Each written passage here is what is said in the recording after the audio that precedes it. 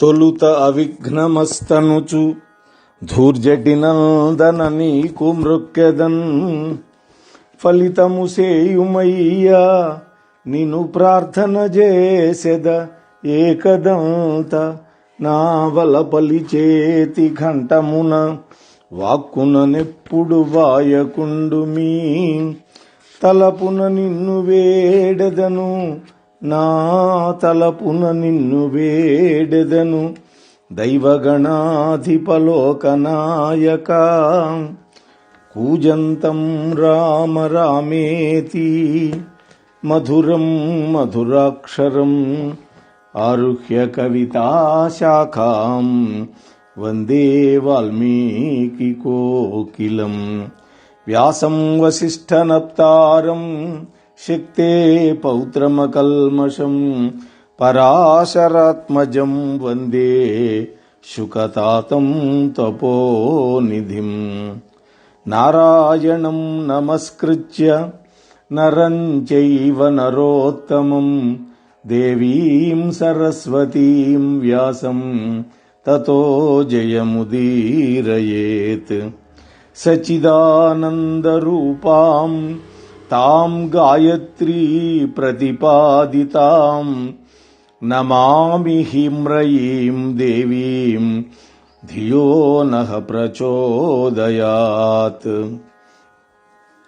శారద నిరదేందు ఘనసార పటీర మరాళ మల్లికాహార తుషార ఫేన రజతాచలకాశ ఫణీశ కుంద మందార సుధాపయోధి సితతామర సామర వాహిని శుభాకరత నొప్పు నిన్ను మదిన్ కానగనెన్నడు కొల్గు భారతి అమ్మలగన్నయమ్మ ముగురమ్మల మూలపుటమ్మ చాల పెద్దమ్మ సురారులమ్మ కడుపారడి బుచ్చినయమ్మ తన్నులో నమ్మిన వేల్పుడమ్మల మనంబుల నుండెడియమ్మ దుర్గమాయమ్మ కృపాబ్ధి ఇచ్చుత మహత్వ కవిత్వ పటుత్వ సంపదల్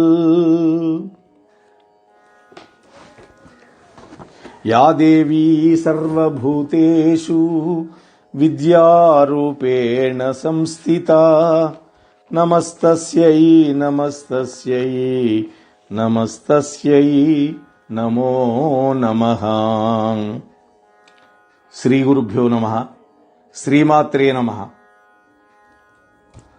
మనం పరమ పవిత్రమైనటువంటి శ్రీమద్ దేవీ భాగవతాన్ని ప్రవచనం చేసుకుంటూ ఉన్నాం.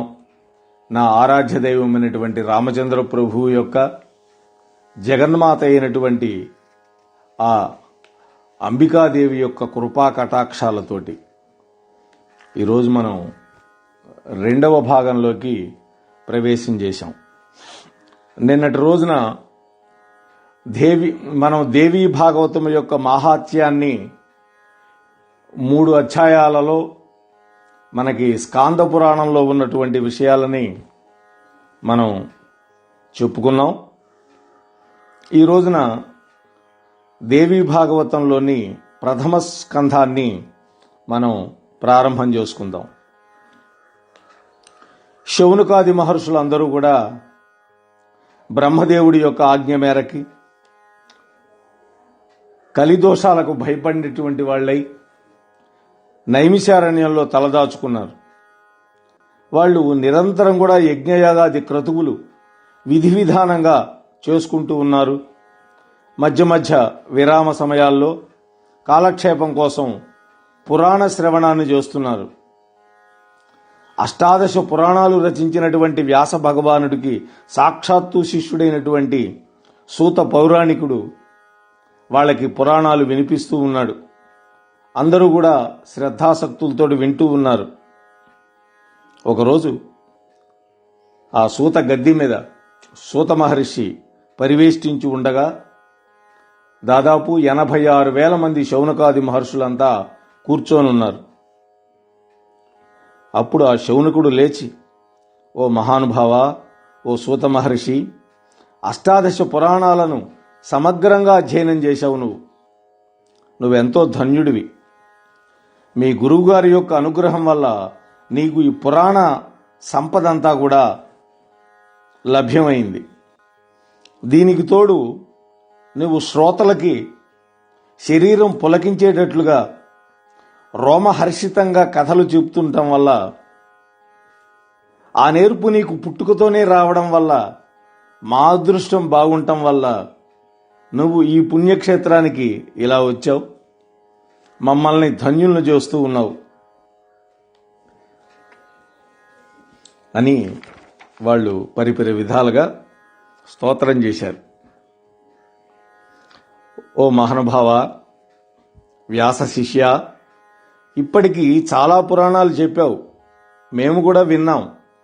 అయినా మాకందరికీ తృప్తి కలగటం లేదు. జ్ఞానం ఒక్కటే ముక్తి మార్గము. అందువల్ల పరమ పావనమైంది, అతి రహస్యమైనది, ముక్తి భుక్తి ప్రదాయకమైనది, ముముక్షువులందరికీ అత్యంత ప్రియమైనది దేవీ భాగవతం అని మేమంతా విన్నాం. కాబట్టి ఆ దేవీ భాగవతాన్ని నీ యొక్క ముఖము నుండి వినాలి అని మా అందరికీ కోరికగా ఉంది. కాబట్టి మాకు సవిస్తరంగా వినిపించు అని ఆ శౌనకాది మహర్షుల తరఫున శౌనకుడు అభ్యర్థించాడు. అప్పుడు సూత మహర్షి చిరునవ్వులు చిలికించి ముందుగా తన గురువైనటువంటి వ్యాస మహర్షికి నమస్కరించి, చదువులకు అధిదేవత అయినటువంటి సరస్వతీదేవికి ప్రణామాలు చేసి ఇలా అంటున్నాడు: ఓ శౌనకాది మహామునులారా, నేనెంతో ధన్యుణ్ణి. భాగ్యం అంటే నాదే. ఎందుకంటే వేద సంహితమైన దేవీ భాగవతం చెప్పమని మీరందరూ అడిగారంటే దానివల్ల నేను పవిత్రుడైనాను. తప్పకుండా చెబుతాను. సర్వ వేదాలకు, సర్వ శాస్త్రాలకు, సర్వ ఆగమాలకు సారభూతమైనటువంటిది శ్రీమద్ దేవీ భాగవతం. అతి రహస్యమైనది. అయినా కూడా మీ వంటి యోగ్యమైనటువంటి వాళ్ళు అడిగారు కాబట్టి నేను చెప్పడానికి ప్రయత్నం చేస్తాను. నా గురుదేవుల వల్ల నేను విన్నంత మేర, నాకు అర్థమైనంత మేర. అలాగే ఆ చదువులకు అధిదేవత అయినటువంటి ఆ శారదామాత యొక్క పాదపద్మాల జంటకు నమస్కరించి ఇప్పుడే నేను మొదలు పెడుతున్నాను, మీరందరూ శ్రద్ధగా వినండి అని సూత మహర్షి చెప్పాడు. ముందుగా ఈ యొక్క పురాణం యొక్క విశేషాలు చెబుతున్నాడు. ఇది మహాపురాణం, ఉత్తమోత్తమైనది. ఇందులో 18,000 శ్లోకాలున్నాయి, 12 స్కంధాలున్నాయి. రామాయణంలో అయితే మనం కాండలు అంటాం, మహాభారతంలో అయితే పర్వాలు అంటాం, ఈ భాగవతంలో దేవీ భాగవతంలో స్కంధాలు అంటారు. మొత్తం 318 అధ్యాయాలున్నాయి. అలాగే అసలు పురాణానికి 5 లక్షణాలు ఉంటాయి అని చెబుతూ, సర్గశ్చ ప్రతిసర్గశ్చ వంశో మన్వంతరాణి చ వంశానుచరితం చైవ పురాణం పంచలక్షణం. ఏ పురాణానికైనా ప్రధానంగా 5 లక్షణాలు ఉంటాయి. ఓ మహర్షులారా, మొదటిది సర్గ, రెండవది ప్రతిసర్గ, మూడవది వంశము, నాలుగవది మన్వంతరాలు, ఐదవది వంశానుచరితం. ఈ 5 ఏ గ్రంథంలో ఉంటాయో వాటిని మాత్రమే పురాణం అంటారు. నిర్గుణ స్వరూపిణి అయినటువంటి ఆ లోకమాత జగత్తు యొక్క సృష్టి కోసం 3 రూపాలు ధరించింది. అవి సాత్విక శక్తి, రాజస శక్తి, తామసీ శక్తి. సాత్విక శక్తికి మహాలక్ష్మీదేవి ప్రతిరూపం, రాజస శక్తికి మహాసరస్వతీదేవి ప్రతిరూపం, తామసీ శక్తికి మహాకాళీ రూపంగా అమ్మవారు ఆవిర్భవించింది. ఇలా ఆవిర్భవించినటువంటి దీన్ని సర్గము అంటారు. అటుపైన త్రిమూర్తుల యొక్క ఉత్పత్తి జరిగింది. పరిపాలన కోసం విష్ణుమూర్తిని, ఉత్పత్తి కోసం బ్రహ్మదేవుణ్ణి, లయం చేసుకోవటం అంటే సృష్టి మొత్తం వినాశనం చేయటం కోసం రుద్రుణ్ణి సృష్టించింది అమ్మవారు. దీన్ని ప్రతిసర్గము అంటారు. అలాగే రాజులకు సంబంధించినటువంటి సూర్యవంశరాజులు, చంద్రవంశరాజులు, రాక్షసులకు సంబంధించి హిరణ్యకశిపుడి యొక్క వంశాలకి సంబంధించినటువంటి కథలన్నీ వివరించడమే వంశం. తరువాత స్వయంభూ మనువు మొదలుకొని 14 మంది మనువులు, వాళ్ళ యొక్క కాలాలు, ఇవన్నీ వర్ణించి చెప్పడాన్ని మన్వంతరాణిజ అంటారు. అలాగే వాళ్ళ యొక్క వంశాల యొక్క అనుక్రమాన్ని తెలియజెప్పడమే వంశానుచరితం. ఇలా పురాణాలన్నీ కూడా 5 లక్షణాలతో ఉంటాయి. ఇవి కాకుండా వ్యాస భగవానుడు 1,25,000 శ్లోకాలు, దాన్ని 1,00,000 అంటుంటాం మనం, మహాభారతం రచించాడు. దీన్ని ఇతిహాసం అంటారు. ఇది పంచమ వేదంగా భాసిల్లుతూ ఉన్నది. ఇంతవరకు చెప్పి ఎందుకనో సూతుడు ఒక్క నిమిషం ఆగాడు.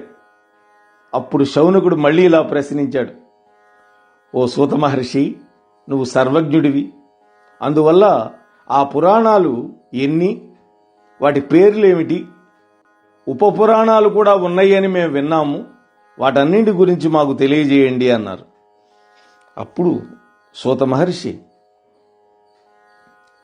వ్యాసుడు రచించినటువంటి పురాణాలు 18 అంటే 18. వాటి పేర్లన్నీ మనం తేలిగ్గా గుర్తుపెట్టుకోవడం కోసం ఒక శ్లోకం ఉంది, అది చెప్తాను వినండి అని. మద్వయం భద్వయం చైవ భ్రత్రయం వచ చతుష్టయం అనాపలింగకూస్కాని పురాణాని పృథక్ పృథక్. వీటిల్లో మద్వయం అన్నాడు, అంటే మా అనేటువంటి అక్షరంతో 2 పురాణాలు ఉన్నాయన్నాడు. మొదటిది మత్స్య పురాణం, దీంట్లో 14,000 శ్లోకాలు ఉన్నాయి. రెండవది మార్కండేయ పురాణం, 9,000 శ్లోకాలు ఉన్నాయి. పురాణాలలో ఇదే చిన్నది. దాని తర్వాత భద్వయం భవిష్య పురాణం, 14,500 శ్లోకాలున్నాయి. భాగవతం 18,000 శ్లోకాలున్నాయి. ఇందులో చెప్పిన భాగవతం అంటే దేవీ భాగవతం అని అర్థం చేసుకోవాలి. దీన్ని భద్వయం అంటారు. తర్వాత బ్రా అనేటువంటి అక్షరం మీద బ్రహ్మపురాణం 10,000 శ్లోకాలు, బ్రహ్మాండ పురాణం 12,100 శ్లోకాలు, బ్రహ్మ వైవర్త పురాణం 18,000. ఇవి మొత్తం 3, అందుకని భ్రత్రయం అన్నారు. తర్వాత వామన పురాణం వకారంతో 10,000 శ్లోకాలు, వాయు పురాణం 24,600 శ్లోకాలు, విష్ణు పురాణం 23,000 శ్లోకాలు, వరాహ పురాణం 24,000 శ్లోకాలు. ఈ మొత్తం వా చతుష్టయం అంటే వకారంతో 4 పురాణాలు. ఇక అగ్ని పురాణంలో 16,000, నారద పురాణంలో 25,000, పద్మ పురాణంలో 55,000, లింగ పురాణంలో 11,000, గరుడ పురాణంలో 19,000, కూర్మ పురాణంలో 17,000, స్కాంద పురాణంలో 81,000 శ్లోకాలున్నాయి. కాబట్టి అన్నిటికంటే పెద్దది స్కాంద పురాణం, తర్వాత పద్మ పురాణం. వీటినే అనాపలింగకూస్కాలు అనేటువంటి పేరుతోటి ఆ మొదటి అక్షరాలన్నీ ఉన్నాయి. ఇవన్నీ 18 పురాణాలు. మరొక 18 ఉప పురాణాలు కూడా ఉన్నాయి. అవి సనత్ కుమార పురాణం, నారసింహ, నారదీయ పురాణం, శివపురాణం, దౌర్వాస పురాణం, కాపిల పురాణం, మానవ పురాణం, ఔశనస పురాణం, వారుణ పురాణం, కాళికా పురాణం, సాంబ పురాణం, నంది పురాణం, సౌర పురాణం, పారాశర పురాణం, ఆదిత్య పురాణం, మహేశ్వర పురాణం, భాగవత పురాణం, వాసిష్ఠ పురాణం. ఇక్కడ చెప్పిన భాగవతం ఉందే అది విష్ణు భాగవతం అని దీన్ని అంటారు. ఎందుకు ఇలా అనాల్సి వచ్చిందంటే 18 పురాణాలు రాసి భారతం రాసిన తర్వాత కూడా వ్యాస మహర్షి దుఃఖంతో ఉన్నాడు అని మనకి శ్రీమద్ భాగవతం మొదట్లో వస్తుంది. ఇన్ని రాసినా కూడా అంటే ఆ 18 పురాణాల్లో దేవీ భాగవతం ఉంది.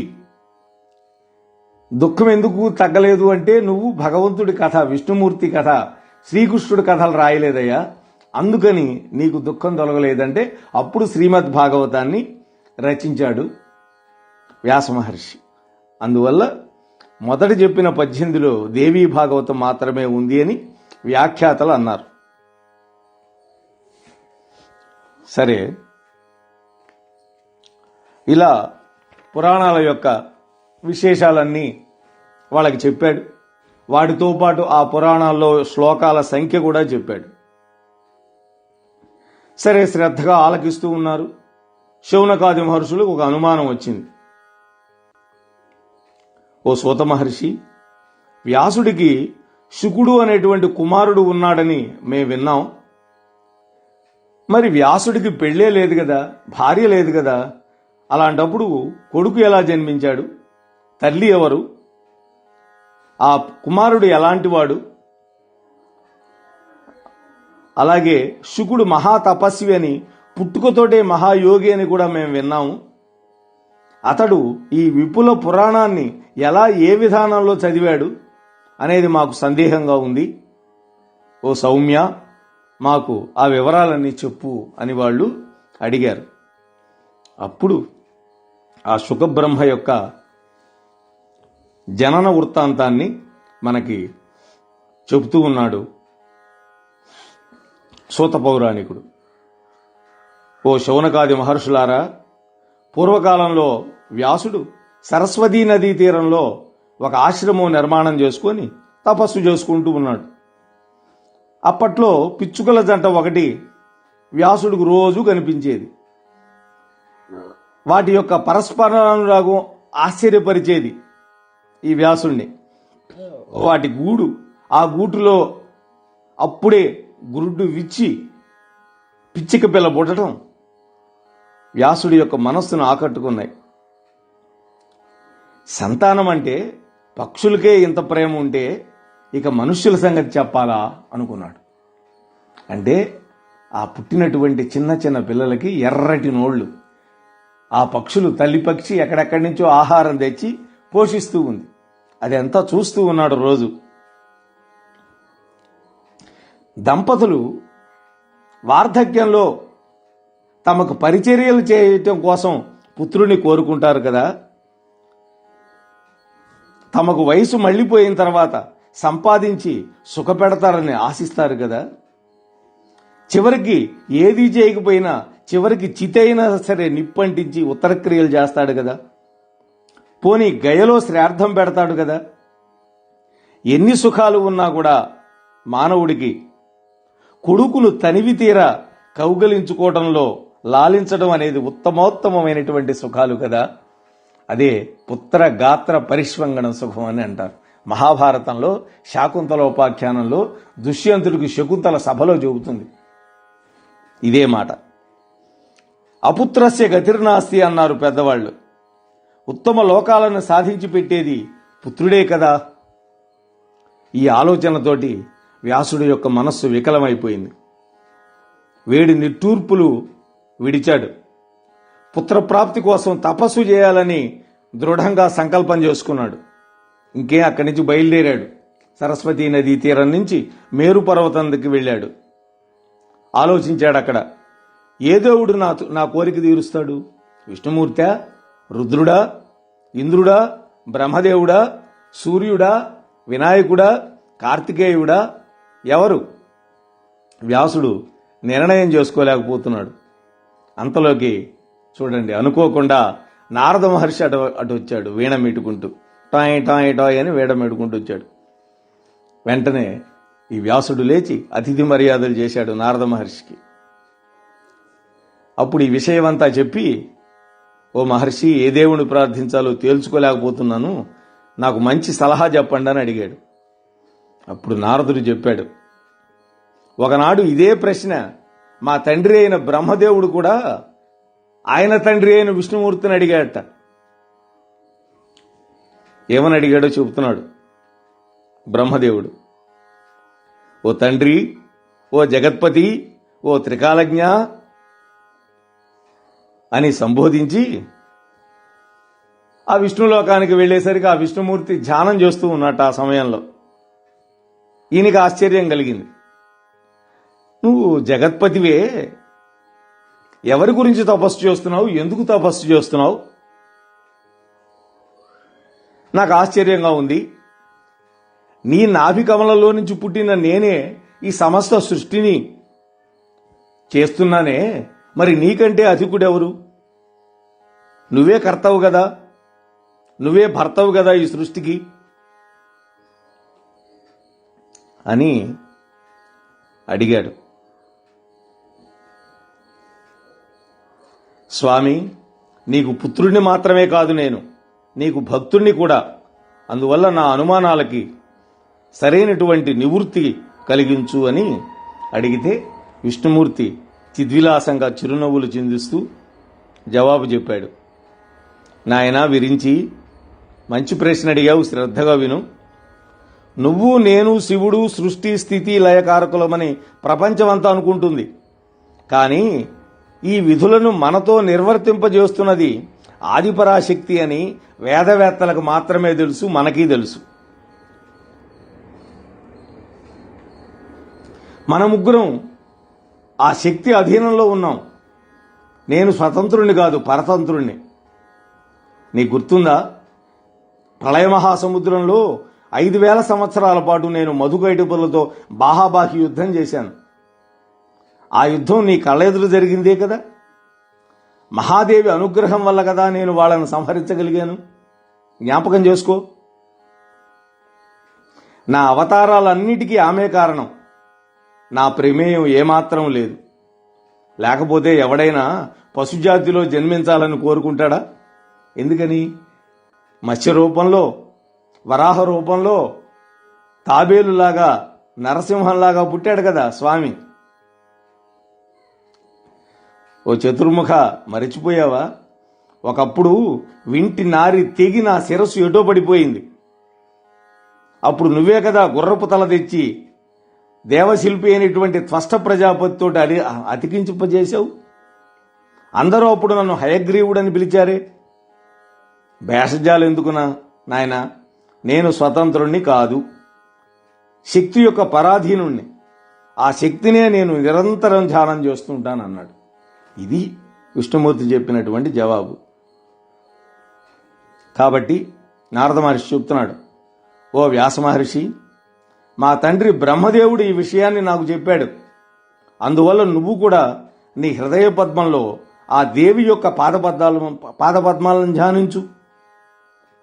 మా నాన్న అంతటి వాడే అమ్మవారిని ధ్యానిస్తూ ఉన్నాడు, విష్ణుమూర్తి. అందువల్ల నీ కోరిక నెరవేరుతుంది అని నారదుడు సలహా చెప్పాడు. ఇవన్నీ వింటున్నారు కదా ఈ కథ శౌనకాది మహర్షులు. వెంటనే వాళ్ళకు అనుమానం వచ్చింది.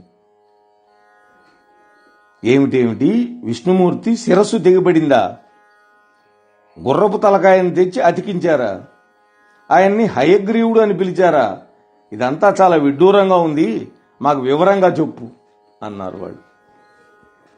వాళ్ళు వినేవాళ్లలో శ్రద్ధను బట్టి చెప్పేవాళ్ళు చెబుతారు. సరే, ఇది ప్రత్యక్షంగా జరగటం లేదు కాబట్టి మీరు అడక్కపోయినా శౌనకాది మహర్షులు మన తరఫున అడిగారు కాబట్టి మనం ఈ హయగ్రీవు యొక్క వృత్తాంతాన్ని తెలుసుకుందాం.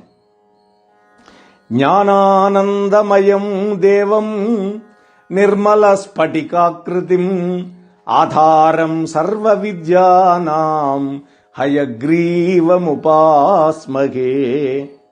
అని హయగ్రీవుణ్ణి మనం ప్రార్థన చేసుకుంటాం. ఎందుకని?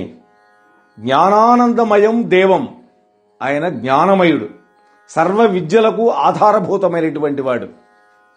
అందువల్ల విద్యను అభ్యసించే వాళ్ళు ఎవరైనా సరే ఈ హయగ్రీవ ఉపాసన చేస్తారు.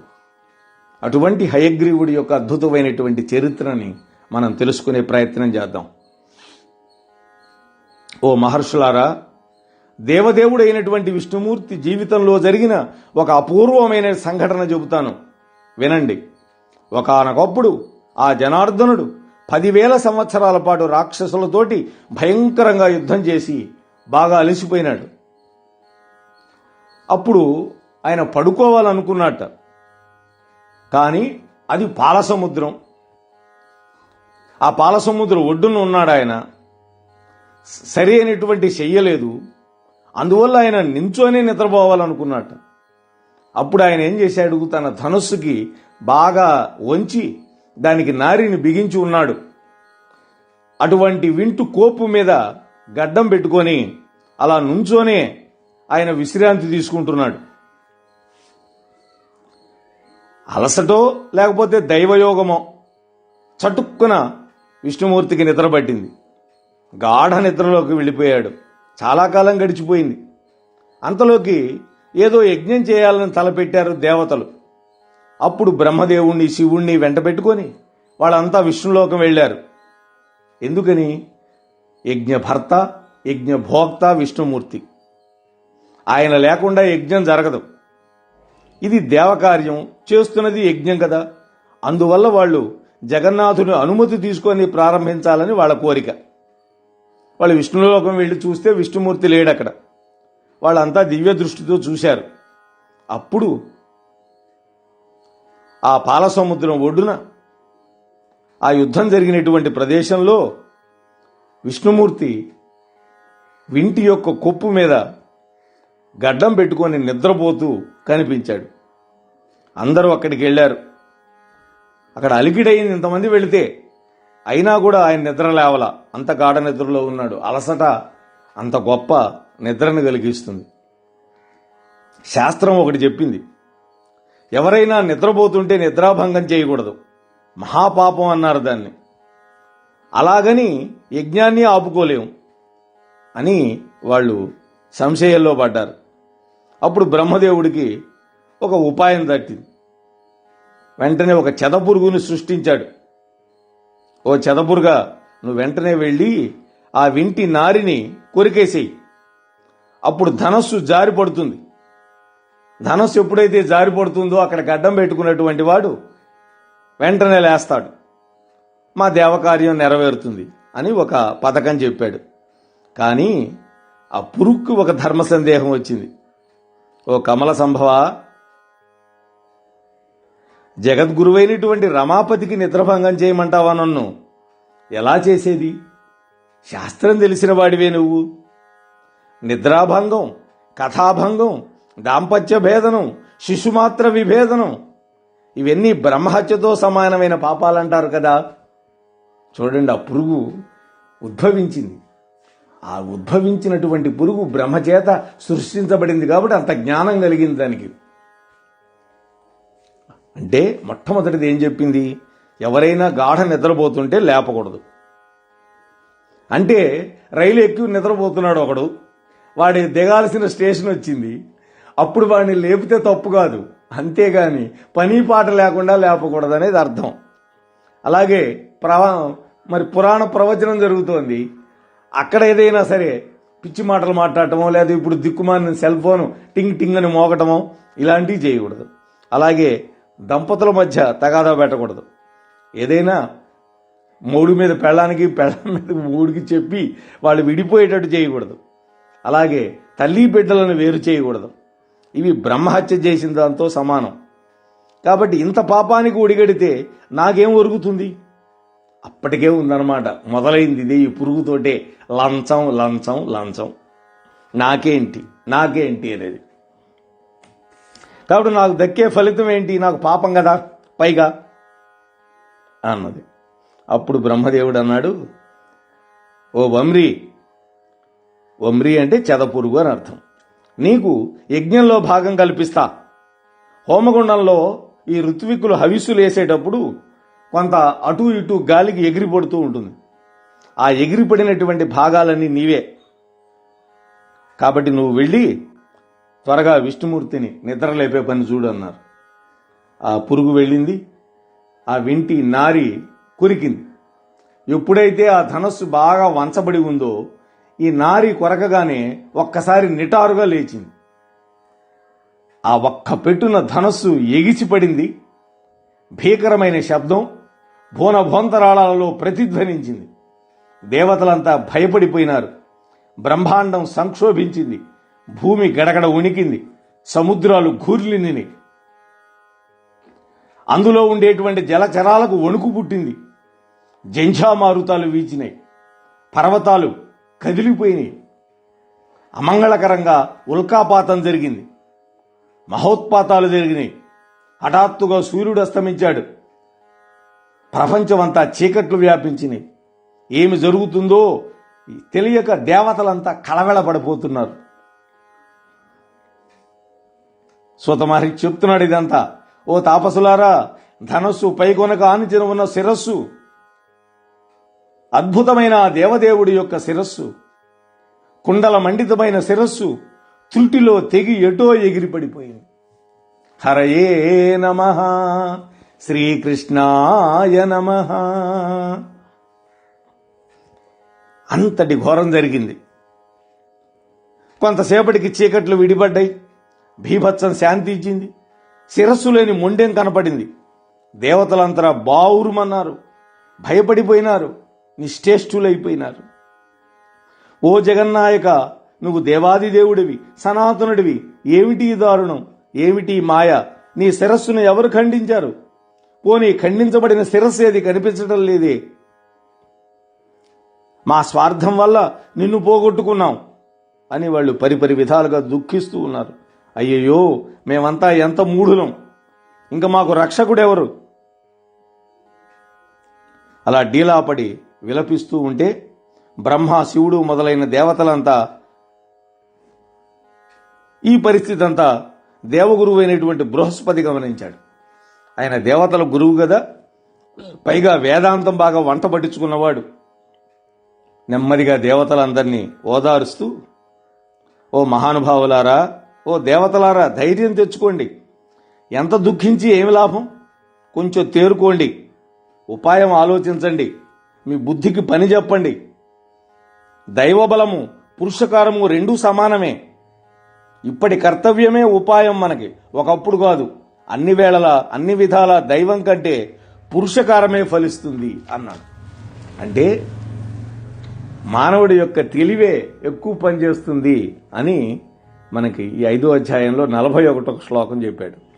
దైవం పురుషకారశ్చ దేవేశ సదృశావుభౌ ఉపాయశ్చ విధాతవ్యో దైవాత్ తత్ఫలతి సర్వదా సర్వదా.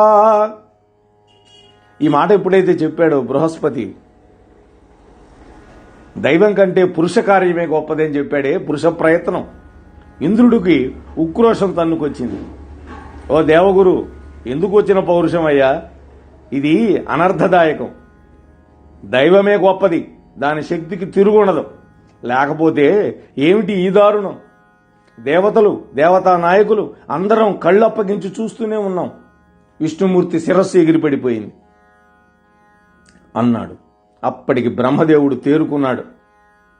దేవేంద్ర, శుభం కాని అశుభం కాని కాలం తెచ్చిపెట్టిన దాన్ని అనుభవించాలి ఎవడైనా అన్నాడు. దైవ ఘటనని తప్పించుకోవడం ఎవడి వల్ల కాదు. దేహం అనేది ఒకటి ధరించిన తర్వాత సుఖం దుఃఖం రెండూ తప్పవు. నా సంగతి చూడు, ఎవరి దాకా ఎందుకు? ఒకప్పుడు ఈ శివుడు నా 5వ తలని ఖండించాడు కదా. పూర్వం బ్రహ్మదేవుడికి 5 తలకాయలు ఉండేవి.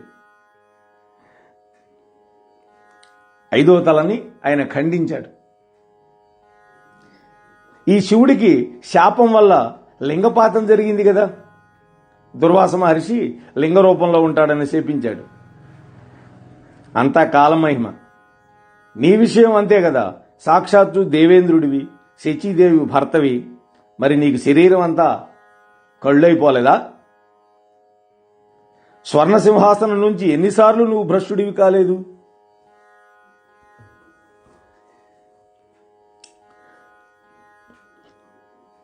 అని అంటూ, చింతయంతు మహామాయాం విద్యాం దేవీం సనాతనీం సా విధాస్యతి నః కార్యం నిర్గుణ ప్రకృతి పరా బ్రహ్మ విద్యాం జగద్ధాత్రీం సర్వేషాం జననీ తథా యయా సర్వమిదం వ్యాప్తం త్రైలోక్యం సచరాచరం. సనాతని అయినటువంటి ఆ మహామాయని, మహావిద్యను, మహాదేవిని ధ్యానించాలి మనం. ఆ పరాశక్తి, ఆ నిర్గుణ, ఆ ప్రకృతి మనకు దారి చూపిస్తుంది. ఆవిడ బ్రహ్మ విద్య, జగద్ధాత్రి అంటే జగత్తును పోషకురాలు, సర్వలోక జనని. ఈ ముల్లోకాలలో చరాచర జగత్తు అంతటా కూడా ఆమె వ్యాపించి ఉంది అని బ్రహ్మదేవుడు అమ్మను స్తోత్రం చేస్తూ చెబుతున్నాడు. ఈ ఉపదేశానికి దేవతలంతా సంతోషించారు, అంగీకరించారు. అప్పుడు బ్రహ్మదేవుడి యొక్క 4 ముఖాల నుంచి 4 వేదాలు మాతృసూక్తం ఆలపించినాయి. ఇది అద్భుతమైంది మాతృసూక్తం. నమో దేవి మహామాయే విశ్వోత్పత్తి కరే శివే నిర్గుణే సర్వభూతేసి మాతః శంకర కామదే. ఇది బ్రహ్మకృతమైనటువంటిది. హే దేవి మహామాయా నమో నమః. నువ్వు విశ్వోత్పత్తికి కారణానివి, శుభప్రదవి, నిర్గుణవి, సర్వభూతేశ్వరివి, జగన్మాతవి, శంకరుడంతటి వాడికి కోరికలు తీర్చినటువంటి వాడివి, ప్రాణికోటికి అందరికీ కూడా నువ్వు ప్రాణాధారం, సర్వజీవకోటికి ఆధారభూమివి నీవే. నతే రూపం వేత్తుం సకల భువనే కోపి నిపుణః నామ్నాం సంఖ్యాతే కథితుమిహ యోగ్యోస్తి పురుషః యదల్పం కీలాలం కలయుతుమశక్తః సతు నరః కథం పారావారాకలన చతురః సాదృతమతిః. హే జగజ్జనని, మానవుల్లోనే కాదు దేవతల్లో కూడా నీ అనంత విభవం తెలిసినవాడు ఒక్కడు కూడా లేడు.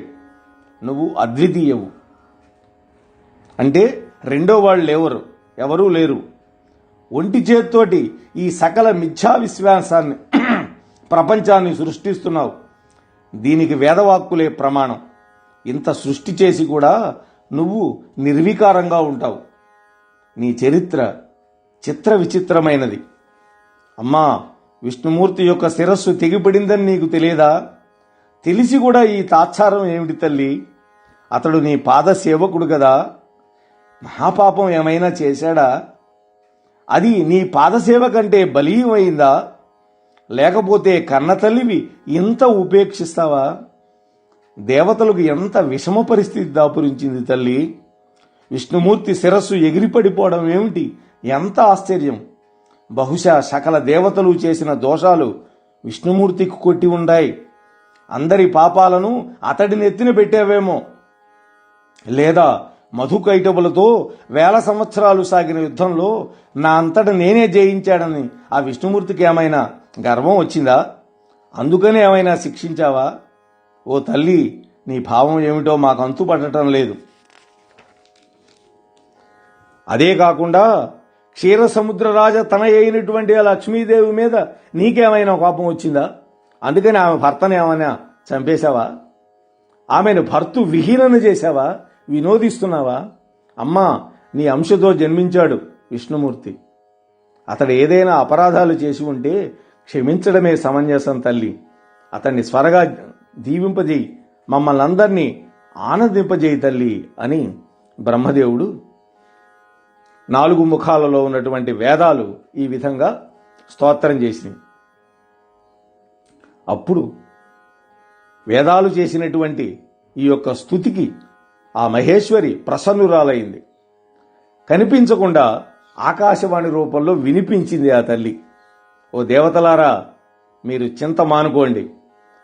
మీరు చేసినటువంటి వేద స్తుతులతోటి నేను సంతృప్తి చెందాను. మీరు కుదుటపడండి. ఈ స్తుతిని ఇక మీదట ఎవరు చేసినా కూడా, ఎవరు విన్నా కూడా వాళ్ళ కోరికలన్నీ తీరుతాయి. వేదాలు చేసిన స్తోత్రం అంటే వేదతుల్యమే కదా, అంటే వేద సమానమే కదా. సరే, విష్ణుమూర్తి శిరస్సు అలా అయిపోవడానికి ఒక కారణం ఉంది. ఈ ప్రపంచంలో అకారణంగా ఏదీ జరగదు అని ఆ విష్ణుమూర్తి తలకాయ పోవడానికి కారణాన్ని అమ్మ చెబుతోంది. ఈ విష్ణుమూర్తి ఒక రోజున లక్ష్మీదేవి యొక్క సుందర వదనాన్ని చూసి అదోలా నవ్వాట. అందుకనే అకారణమైన నవ్వు పనికిరాదన్నారు. ఎందుకబ్బా ఇలా నవ్వుతున్నాడు అనుకుంది. నా ముఖం ఏమన్నా వికృతంగా కనపడిందా, లేకపోతే ఉత్తినే ఎందుకు నవ్వుతాడు? కాదులే, ఎవతనో నాకు సవతిం చేసి ఉంటాడు, అందుకే ఈ వంకర నవ్వు నవ్వుతున్నాడు అని ఆవిడ ఒక నిర్ణయానికి వచ్చేసింది. మనస్సులో కోపం భగ్గుమంది. తామసీ శక్తి ఆమెలో ప్రవేశించింది. వెంటనే శాపం పెట్టింది పట్టరాని కోపంతో. భవిష్యత్తులో నీ శిరస్సు తెగిపడిపోవుగాక అన్నది. చూశారా, అంతా జగన్మాత సంకల్పంతోటే ఇవన్నీ జరుగుతూ ఉంటాయి. వైధవ్యం కంటే కూడా సపత్ని దుఃఖం ఎక్కువ కదా అనుకుందామె. స్త్రీ స్వభావం అలానే ఉంటుంది కదా. ఆ శాపం ఇప్పుడు కార్యరూపం ధరించింది. ఆ శిరస్సు వెళ్లి లవణ సముద్రంలో పడిపోయింది. అయినా పర్వాలేదు, నేను ఇప్పుడే ఈ విష్ణుమూర్తిని బ్రతికిస్తాను. ఓ దేవతలారా, మీరు తలపెట్టిన మహాకార్యం నెరవేరుతుంది. ఈ సంఘటనకు మరొక చిన్న కారణం కూడా ఉంది, అది కూడా చెబుతాను వినండి. ఒకప్పుడు అదే కార్యకారణ సంబంధం అంటే, ఒకప్పుడు హయగ్రీవుడనే ఒక రాక్షస వీరుడున్నాడు. అంటే గుర్రం తల కలిగినటువంటి రాక్షసుడు. వాడు సరస్వతీ నదీ తీరంలో పరమ దారుణంగా తపస్సు చేశాడు. ఏకాక్షర మంత్రం హ్రీం అనేటువంటి బీజాక్షరంతో ఘోరమైన నిష్ఠతోటి వాడు తపస్సు చేశాడు. అప్పుడు తామస రూపంలో దర్శనం అనుగ్రహించాను వాడికి నేను. ఏ రూపాన్ని ధ్యానించాడో అదే రూపంలో సింహవాహనం మీద కనపడ్డాను. అందుకనే మనం ఎప్పుడు కూడా సాత్విక రూపాన్నే మనం ధ్యానం చేయాలి. అప్పుడు మనకి ఇలాంటి విపత్కరమైన పరిస్థితులు రావు. వరం కోరుకోమన్నాను. నా రూపాన్ని చూసి వాడి కన్నులు ప్రేమతో విప్పారినాయి. వాడు అద్భుతంగా స్తోత్రం చేశాడు నన్ను. నమో దేవ్యై మహామాయే సృష్టి స్థిత్యంతకారిణి భక్తానుగ్రహ చతురే కామదే మోక్షదే శివే. హే జగదీశ్వరి, పంచభూతాలు నీవే, జ్ఞానేంద్రియాలు కర్మేంద్రియాలు అన్నీ కూడా నీవే అంటూ ఆ జగన్మాతని స్తోత్రం చేశాడు. నాకు మరీ సంతోషం కలిగింది. హయగ్రీవ, నీ తపస్సుకి నీ స్తోత్రానికి నేను సంతోషించాను. నీ కోరిక ఏమిటో చెప్పు అన్నదిట అమ్మ అని చెబుతుంది అమ్మ ఇదంతా. అప్పుడు, ఓ మాత, నాకు మరణం లేకుండా వరం ప్రసాదించు అన్నాడు వాడు. సహజంగా రాక్షసులకి మరణ భయం ఎక్కువ. అందుకని వాళ్ళు మరణం లేకుండా వరం కోరుకుంటారు. రావణుడు కోరాడు, కుంభకర్ణుడు కోరాడు, హిరణ్యకశిపుడు అదే కోరాడు. కాకపోతే అమ్మ అంటున్నది, జాతస్య ధ్రువో మృత్యుః ధ్రువం జన్మ మృతస్య చ మర్యాదా చాదృశీ లోకే భవేశ్చ కథమన్యథా. జాతస్య హి ధ్రువో మృత్యుః అనేటువంటిది భగవద్గీత శ్లోకం సగం ఉంది ఇక్కడ, గమనించండి. ఓ హయవదన, నువ్వు అడిగిన వరం అసంభవం. ఎందుకంటే పుట్టినటువంటి ప్రతి ప్రాణి గిట్టక తప్పదు, గిట్టినటువంటి మళ్ళీ పుట్టక తప్పదు. ఇది లోకంలో స్థిరపడినటువంటి మర్యాద. కాబట్టి దీనికి భిన్నంగా నువ్వు అమరుడు కావాలి అనుకోవడం కుదరదు. కాబట్టి బాగా ఆలోచించుకొని మరణం తప్పదు అనేటువంటి మాట మనసులో పెట్టుకొని నీ ఇష్టం ఇంకేదైనా వరం కోరుకోమన్నది. వాడు ఆలోచించాడు. నాలాంటి గుర్రం తలకాయ ఉన్నవాడు ఎవడూ లేడు. కాబట్టి ఓ జగదంబ, హయగ్రీవుడి చేతిలో తప్ప మరెవ్వరి చేతిలో నాకు చావు ఉండకూడదు అన్నాడు. వాళ్ళు ప్రతిదానికి ఒక అమెండ్మెంట్ పెట్టుకుంటారు. కానీ పరాత్పరి దానికి మళ్ళీ ఒక విరుగుడు కనిపెడుతుందని వాళ్ళకి తెలియదు. అమ్మవారు తథాస్తు అన్నది. వాడు ఇంటికి వెళ్ళి రాజ్యం పరిపాలించుకోమన్నది అమ్మ. చక్కగా చేసుకోవచ్చుగా, ఎందుకు చేస్తారు? రాక్షసుడు ఎట్లా అవుతాడు వాడు చేస్తే? కాబట్టి హయగ్రీవుడు లేడు కదా, ఇక నాకు చావు లేదులే అని వాడు అనుకొని వాడు మునులని, వేద విధులని, అందరినీ కూడా దేవతలని హింసించడం మొదలుపెట్టాడు. ఆ దుష్టుని సంహరించేవాడు ప్రస్తుతానికి భువనత్రయంలో ఎవడూ లేడు. అందువల్ల ఓ దేవతలారా, ఒక అందమైన గుర్రపు తలకాయని తీసుకురండి. దాన్ని విష్ణుమూర్తి మొండానికి ఈ దేవశిల్పి కొడుకున్నాడే త్వష్ట ప్రజాపతి అతికిస్తాడు. అప్పుడు ఈ హయగ్రీవ భగవంతుడు ఆ రాక్షసుడిని సంహరిస్తాడు. ఇదే దేవకార్యం. అశరీరవాణిగా జగన్మాత చెప్పినటువంటి ఈ ఉపదేశం అంతా దేవతలు విన్నారు, తేరుకున్నారు. వెంటనే దేవశిల్పిని వేడుకున్నారు. అతడు దగ్గరలో ఉన్నటువంటి ఒక మగ గుర్రం యొక్క శిరస్సును ఖండించి తెచ్చాడు. ఆలస్యం లేకుండా విష్ణుమూర్తి యొక్క మొండానికి కలిపాడు. వాడికి ఉన్న మంత్రశక్తి వల్ల హయగ్రీవ భగవానుడు ఆవిర్భవించాడు. జై హయగ్రీవ భగవానుడికి. వెంటనే దేవతలంతా ఆ యొక్క హయగ్రీవుణ్ణి అనేక విధాలుగా స్తోత్రం చేశారు. వెంటనే ఆ హయగ్రీవ భగవానుడు ఆ హయగ్రీవంతో ఉన్నటువంటి అసురుణ్ణి చక్కగా మట్టుబెట్టాడు. దేవతల యొక్క కోరిక ఆ విధంగా తీరింది అని మనకి చెప్పాడు. తర్వాత ఈ కథంతా విన్నటువంటి ఈ శౌనకాది మహర్షులు, అయ్యా, ఈ మధుకైటబులు అనేటువంటి విషయం చెప్పారు, వాళ్ళని ఎలా సంహరించాడు స్వామి, అది కూడా మాకు చెప్పండి అని అడిగాడు. మనం మొదటి రోజు దేవీ సప్తశతి ప్రవచనంలో ఈ యొక్క మధుకైటబుల యొక్క వృత్తాంతాన్ని మనం చెప్పుకున్నాం.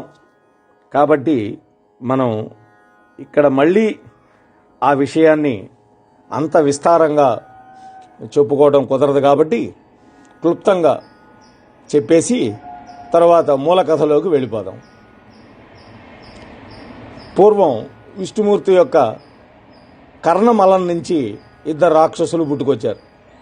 ఒకటి పేరు మధువు, ఇంకోటి పేరు కైటపుడు. వాళ్ళు పుడుతూనే ఆ యొక్క విష్ణుమూర్తి యొక్క నాభి కమలంలో పుట్టినటువంటి బ్రహ్మదేవుడి మీదకు వెళ్ళారు. బ్రహ్మదేవుడు రక్షణ కోసం విష్ణుమూర్తి వైపు చూస్తే ఆయన యోగ నిద్రలో ఉన్నాడు. నిద్రాదేవి ఆయన్ని ఆవహించి ఉంది. వెంటనే ఆయన ఆ యోగమాయాదేవిని, ఆ నిద్రాదేవిని స్తోత్రం చేస్తే ఆమె విష్ణుమూర్తిని మేల్కొల్పింది. అప్పుడు లేచినటువంటి విష్ణువు 5000 సంవత్సరాలు వాళ్లతో యుద్ధం చేశాడు. యుద్ధం ముగిల. వాళ్ళిద్దరూ మార్చి యుద్ధం చేస్తున్నారు. పరమాత్ముడు ఒక్కడే కదా. అప్పుడు మహామాయ వాళ్ళని మోహితుల్ని చేసింది. వాళ్ళు మాట జారారు, ఓ మహానుభావ విష్ణు, నీ శక్తికి మేము మెచ్చుకున్నాం, నీ యొక్క యుద్ధానికి నీకు ఏదైనా వరం కావాలంటే కోరుకోమన్నారు. అప్పుడు వెంటనే మీరిద్దరూ నా చేతిలో చావాలి అన్నాడు ఆయన. వాళ్ళు ఆలోచించారే, రే నోరు జారేమే అని. అటైతే అప్పటికంతా నీళ్లే ఉన్నాయి, మమ్మల్ని పొడి ప్రదేశంలో చంపాలి అని వాళ్ళు కండిషన్ పెట్టారు. అప్పుడు స్వామి తన యొక్క తొడని విస్తారం చేసి ఆ తొడ మీద వాళ్ళిద్దరి యొక్క శిరస్సులని తన దివ్యమైన భవ్యమైన సుదర్శన చక్రంతో ఆ రాక్షసులిద్దరినీ కూడా సంహరించాడు. హరయే నమః, శ్రీకృష్ణాయ నమః. అలా ఆ మధుకైటబుల యొక్క వధ జరిగిందయా అని ఆ మహర్షులకి సూత పౌరాణికుడు చెప్పాడు. ఇప్పుడు అసలు కథలోకి మళ్ళీ వస్తున్నాం మనం. ఎక్కడ మేరుపర్వత శిఖరం మీద వేదవ్యాస మహర్షికి తపస్సు కూర్చున్నాను అనుకున్నాం కదా, పుత్రుడు కావాలని. అప్పుడు నారదుడు ఉపదేశించినటువంటి ఏకాక్షర వాగ్బీజ మంత్రాన్ని జపిస్తూ ఆ మహాదేవుణ్ణి ధ్యానిస్తూ తపస్సు చేశాడు వేదవ్యాస మహర్షి. తేజస్సులో అగ్ని, భూమి, వాయువు, అంతరిక్షాలతో సమానమైనటువంటి పుత్రుడు కావాలని అతడి యొక్క ఆకాంక్ష. వ్యాసుడు తపస్సు నిరాకాటంగా మహోగ్రంగా సాగింది. ఆ తపశ్శక్తి విశ్వమంతటా వ్యాపించిపోయింది. ఇంద్రుడికి భయం పట్టుకుంది. శివుడి దగ్గరికి వెళ్ళాడు. స్వామి, ఏమిటి వ్యాసుడు తపస్సు అన్నాడు. ఇంద్రుడు ఇలా రావడంతో శివుడు హాస్యమాడాడు. ఇంద్ర, తపస్సు చేసే వాళ్ళ పట్ల ఈర్ష్య పనికిరాదయ్యా నీకు. నన్ను శక్తి సంయుతుడిగా ఎరిగినటువంటి వాళ్ళు నా అనుగ్రహం కోసం ఇలా తపస్సు చేస్తూ ఉంటారు. వీరు ఎవరికి ఏ యొక్క అహితాన్ని కూడా కోరుకోరు. అమర్షో నైవ కర్తవ్యస్తాపసేషు కదాచన తపశ్చరంతి మునయః జ్ఞాత్వా మాం శక్తి సంయుతం. కాబట్టి ఓ ఇంద్ర, నువ్వు కుదుటపడు అన్నాడు. అప్పుడు దేవేంద్రుడు తన పదవికి ఎసరు రాదని కుదుటపడ్డాడు. అక్కడ వ్యాసుడు పుత్రార్థి తపస్సు చేస్తున్నాడు కదా, 100 ఏళ్లు పూర్తయింది. ఇప్పుడు అతడికి నేను శుభప్రదుడైనటువంటి కొడుకుని ఇవ్వబోతున్నాను అని శివుడు అక్కడ అంతర్ధానమై వ్యాసుడు ముందు ప్రత్యక్షమైనాడు. ఓ వ్యాస మహర్షి, ఉత్తిష్ట ఉత్తిష్ట, నీకు పుత్రుడు కలుగుతాడు. అతడు తేజస్వి, జ్ఞాని, కీర్తికరుడు, అఖిల జనాలకు ప్రియుడవుతాడు. అతడు సాత్విగుణ సంపన్నుడై అందరి మన్ననలు పొందుతాడు అని ఆ పరమశివుడు వరం ఇచ్చాడు.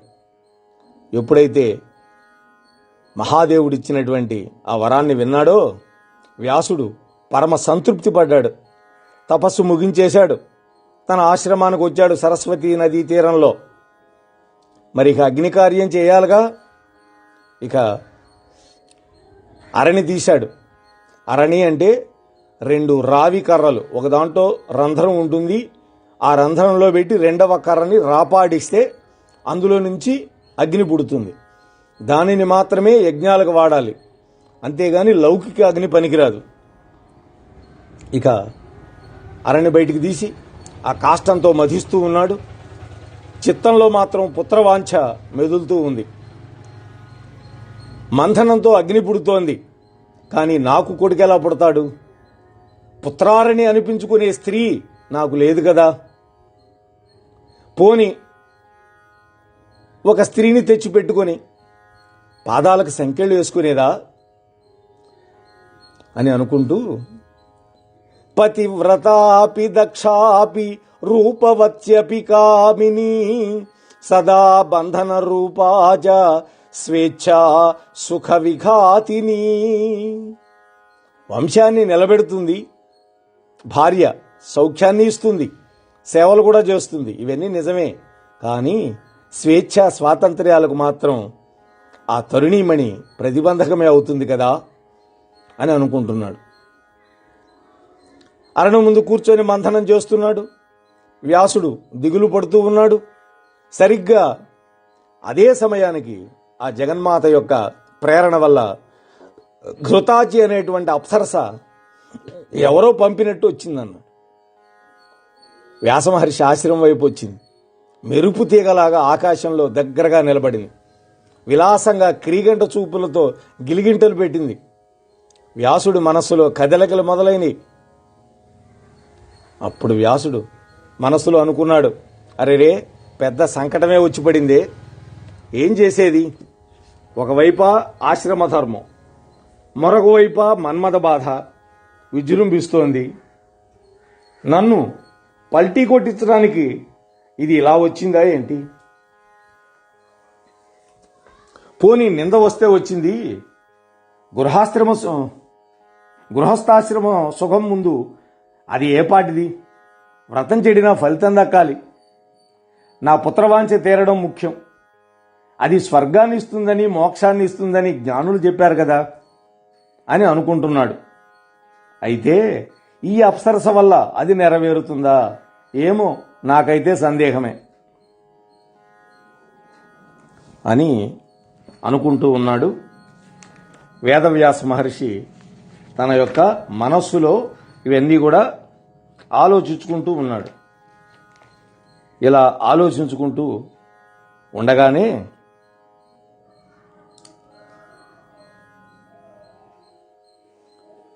ఈ అప్సరసకి నేను లొంగకూడదు అని మనస్సులో నిర్ణయం చేసుకున్నాడు.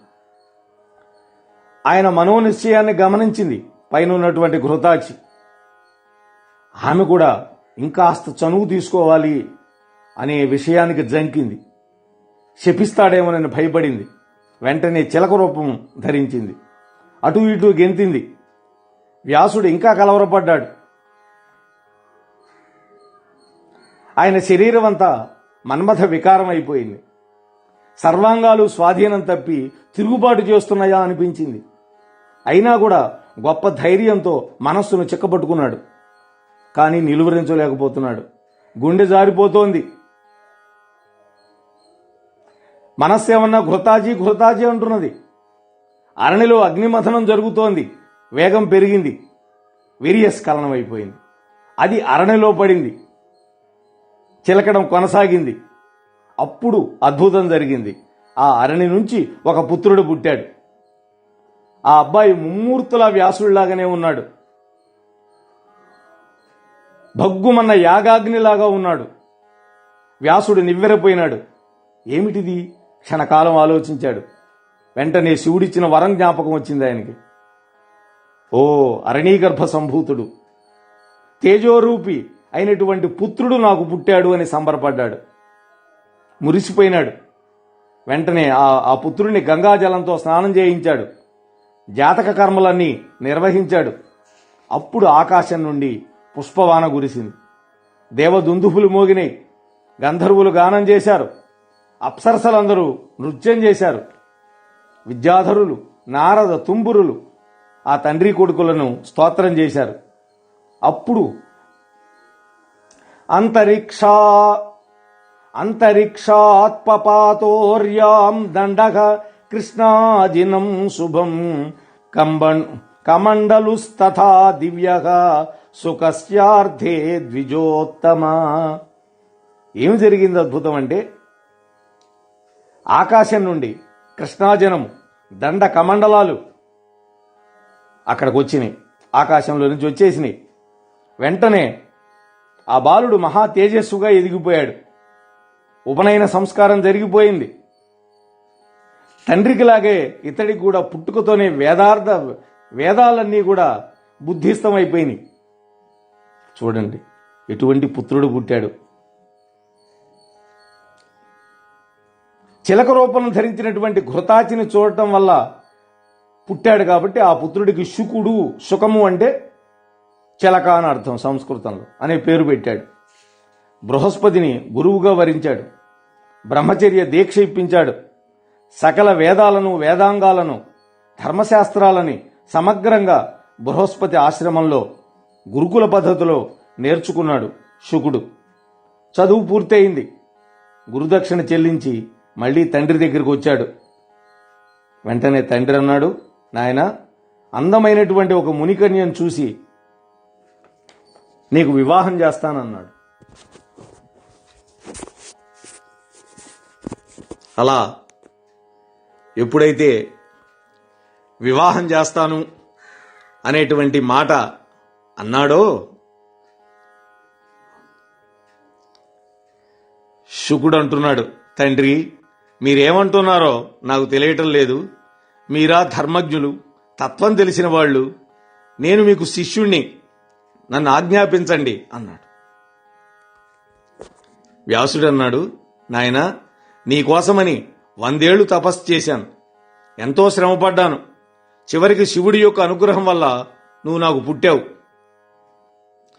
ఏ మహారాజును అడిగి నీకు పుష్కలంగా ధనం సమకూర్చి పెడతాను.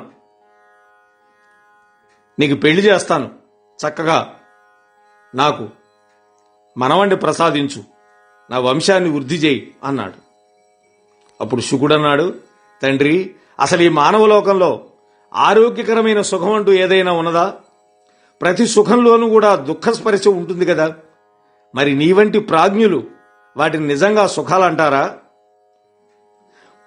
పోని మీరన్నట్లు వివాహం చేసుకుంటేనో అనుకో, ఆవిడికి వశవర్తి కావాల్సిందేగా నేను. పరతంత్రుడికి, అందున స్త్రీ చేత జయించబడిన వాడికి సుఖం ఎక్కడైనా ఉంటుందా? నేను అయోజనుజుణ్ణి, అంటే గర్భవాసం నుంచి రాలేదు, మలమూత్ర స్పర్శ లేకుండా అరణ్య నుంచి పుట్టినటువంటి వాణ్ణి. నాకు యోని విషయకమైనటువంటి కోరికలు ఎలా ఉంటాయి? ఎందుకుంటాయి? అంతేకాదు తండ్రి, నాకు మరో జన్మంటూ ఉంటే అప్పుడు కూడా నేను అయోనిజుడిగానే పుట్టాలి అనుకుంటున్నాను. అద్భుతమైనటువంటి ఆత్మానందాన్ని విడిచిపెట్టి ఈ మలమూత్ర సుఖాలు నాకెందుకు తండ్రి అన్నాడు. ఆయనలో వైరాగ్య భావం.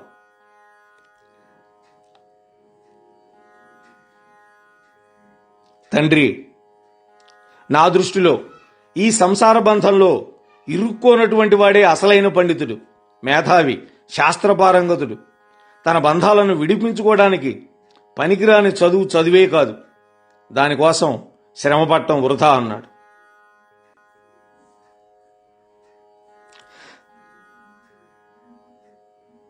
గృహ్ణాతి పురుషం యస్మాత్ గృహం తేన ప్రవర్తితం క్వ సుఖం బంధనాగారే తేన భీతో స్పృహం పితగా. మీరు గృహస్థాశ్రమం అంటున్నారే, అసలు ఈ గృహస్థాశ్రమానికి అర్థం ఏంటి? గృహణాతి ఇది గృహం అని కదా, అంటే పురుషుణ్ణి పట్టి బంధిస్తుంది కనుకనే ఇల్లు అన్నారు దాన్ని. ఇది ఒక చెరసాల, అందులో సుఖం ఏమిటి? అందుకనే ఈ గృహస్థాశ్రమం అంటే నాకు భయం అన్నాడు. అప్పుడు వ్యాస మహర్షి అన్నాడు, ఓ పుత్రకా, గృహం బంధనాకారం కాదయ్యా, అది బంధన కారణం కూడా కాదు, మనస్సే అన్నిటికీ కారణం. కాబట్టి అది గనక బంధరహితంగా ఉంటే గృహస్థాశ్రమంలో ఉన్నా కూడా మోక్షం పొందొచ్చు అని వ్యాస మహర్షి చెప్తున్నాడు. నాయనా శుక, అన్ని ఆశ్రమాల్లో కూడా గృహస్థాశ్రమం ఉత్తమోత్తమైంది. ఎందుకంటే మిగిలినటువంటి 3 ఆశ్రమాల వాళ్ళని కూడా పోషించగలిగేడు ఒక గృహస్థు మాత్రమే, అంతకు మించిన ధర్మం లేదు. అందుకనే వశిష్ఠాది మహర్షులందరూ కూడా గృహమేధులైనారు తప్ప వాళ్ళు గృహం విడిచిపెట్టి ఉండలేదు. గృహస్థు వేరు, గృహవ్రతుడు వేరు. గృహవ్రతుడు అంటే అందులోనే పట్టి కొట్టుకునేవాడు ఆ గృహస్థాశ్రమంలో. అలా ఉండి కూడా దానికి అంటకుండా ఉండేటువంటి వాడు గొప్పవాడు అవుతాడు అని అంటున్నాడు. బిడ్డ, ధర్మవేత్తలు ఒక మాట చెప్పారు, ఒక ఆశ్రమం నుంచి ఇంకో ఆశ్రమం అధిరోహించాలి, కానీ నువ్వు బ్రహ్మచర్యంలో ఉండి ఒకేసారి సన్యాసిగా ఉంటానంటే అది కుదిరే పని కాదు. ఇంకో మాట చెబుతున్నాడు వ్యాసుడు, ఇంద్రియాణి మహాభాగ మాదకాని సునిశ్చితం ఆధారస్య దురంతాని పంచైవ మనసా సఖా. ఇంద్రియాలున్నాయే అవి అవడానికి 5, కానీ గొప్ప మాదక ద్రవ్యాలు. అందులోనూ అవివాహితుని మరీ ఇబ్బంది పెడతాయి అవి అని అంటున్నాడు తండ్రి. కాబట్టి అలా ఉండొద్దు, అందుకని వివాహం చేసుకో. ఇది ఇంద్రియ జయం కోసం నువ్వు తపస్సు చేయి, పెళ్లి చేసుకో అని పరిపరి విధాలుగా చెప్పాడు. అలా ఇంకా వాళ్ళిద్దరి మధ్య ఎటువంటి సంవాదం జరిగింది, మరి శుకుడు చివరికి సంసారంలోకి వచ్చాడా లేదా, ఇటువంటి విషయాలన్నీ కూడా ఆ జగన్మాత యొక్క కృపతోటి రేపటి రోజు మీతో పంచుకునే ప్రయత్నం చేస్తాను. స్వస్తి.